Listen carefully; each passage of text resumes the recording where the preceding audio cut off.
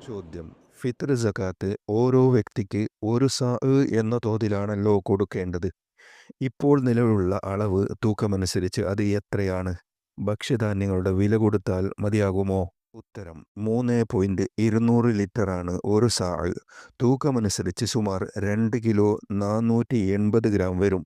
തൂക്കുകയാണെങ്കിൽ സൂക്ഷ്മതയ്ക്ക് വേണ്ടി മേൽപ്പറഞ്ഞ തൂക്കത്തിനേക്കാൾ അല്പം കൂടുതലാക്കുന്നതാണ് ഉത്തമം. ഭക്ഷ്യധാന്യങ്ങൾക്ക് പകരം വില കൊടുത്താൽ മതിയാവുകയില്ല. ചോദ്യം: ജാരസന്തതിക്ക് വേണ്ടി ഫിത്ർ സക്കാത്ത് കൊടുക്കൽ നിർബന്ധമുണ്ടോ? ഉണ്ടെങ്കിൽ ആര് കൊടുക്കണം? ഉത്തരം: നിർബന്ധമാണ്. ആ കുട്ടിക്ക് ചിലവിന് കൊടുക്കേണ്ട ബാധ്യത മാതാവിനായതുകൊണ്ട് അവൾ കൊടുക്കണം. ചോദ്യം: പെരുന്നാൾ നിസ്കാരത്തിന് മുമ്പാണല്ലോ ഫിത്ർ സക്കാത്ത് കൊടുക്കേണ്ടത്. നിസ്കാരം കഴിഞ്ഞു കൊടുത്താൽ പറ്റുമോ? ഉത്തരം: ഫിത്ർ സക്കാത്ത് നിസ്കാരത്തിന് മുമ്പ് കൊടുക്കൽ വളരെ പുണ്യമുള്ളതാണ്. ഖുറൂബ് വരെ അനുവദനീയമായ സമയമാണ്. എങ്കിലും ഉച്ച കഴിഞ്ഞാൽ കറാഹത്തായി. അന്ന് സൂര്യാസ്തമയത്തോടെ ഖള ആയിത്തീരുന്നു. എന്നാലും കൊടുത്തു വീട്ടണം. ചോദ്യം: അവിശ്വാസികൾക്ക് ഫിത്ർ സക്കാത്ത് നൽകാമെന്ന് വായിക്കാനിടയായി. സത്യാവസ്ഥ എന്ത്? ഉത്തരം: അവിശ്വാസികൾക്ക് ഫിത്ർ സക്കാത്ത് മാത്രമല്ല, മുതലിന്റെ സക്കാത്ത് കൊടുത്താലും വീടുകയില്ല.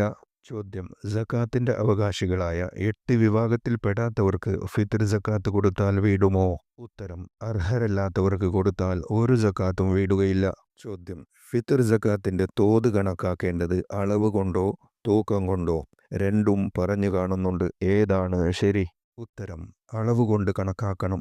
തൂക്കം കൊണ്ട് മാത്രം കണക്കാക്കിക്കൂടാ. കാരണം പലയിനം ധാന്യങ്ങൾ പല തൂക്കത്തിലുമായിരിക്കും. ചോദ്യം: ഗൾഫിലെ ബന്ധുക്കളുടെ ഫിത്ർ സക്കാത്ത് നാട്ടിൽ കൊടുത്താൽ വീടുമോ?